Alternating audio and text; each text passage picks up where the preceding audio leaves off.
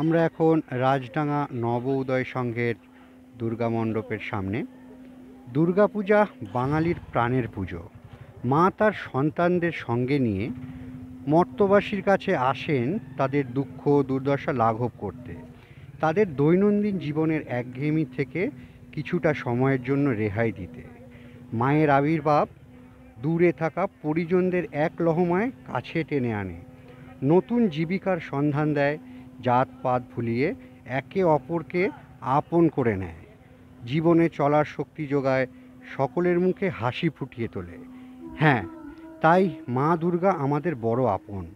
মায়ের ভুবনে আমরা সকলেই সুরক্ষিত ও সুখে স্বাচ্ছন্দ্যে থাকতে পারি।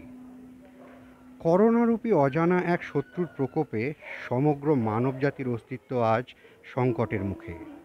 করোনা নামক আণুবীক্ষণিক অসুরের প্রাদুর্ভাবে সকলে আজ ভীত সন্ত্রস্ত।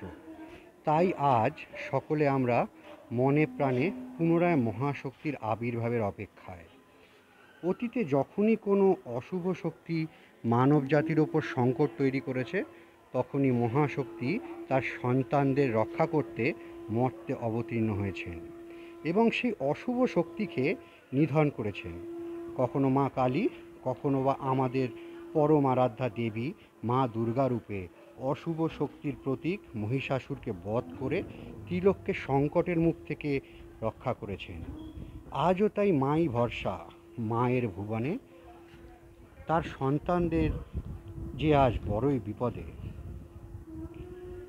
আমাদের দৃঢ় বিশ্বাস, মায়ের আবির্ভাবে ধ্বংস হবে করোনারূপী আণুবীক্ষণিক সেই অসুর এবং পুনরায় জনজীবন ফিরবে তার স্বাভাবিক ছন্দে। সর্বোপরি মা দুর্গার অপর মহিমায় পুনরায় প্রতিষ্ঠিত হবে আমাদের এই মায়ের ভুবনে। আমরা গর্বিত, আমরা বাঙালি। আমরা বাঙালিরা আর সকলের থেকে একটু ভিন্ন। বাঙালি বরাবরই সুষ্ঠু সমাজ চেতনার পরিচায়ক।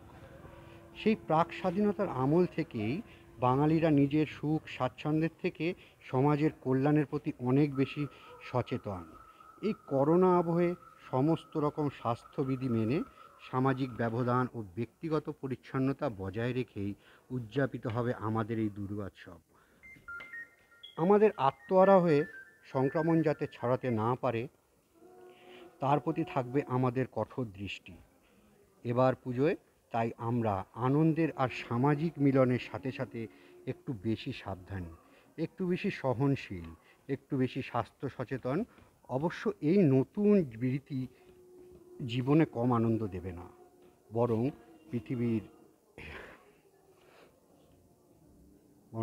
পৃথিবীবাসী হিসেবে আমাদের আরও বেশি দায়িত্বশীল করে তুলবে।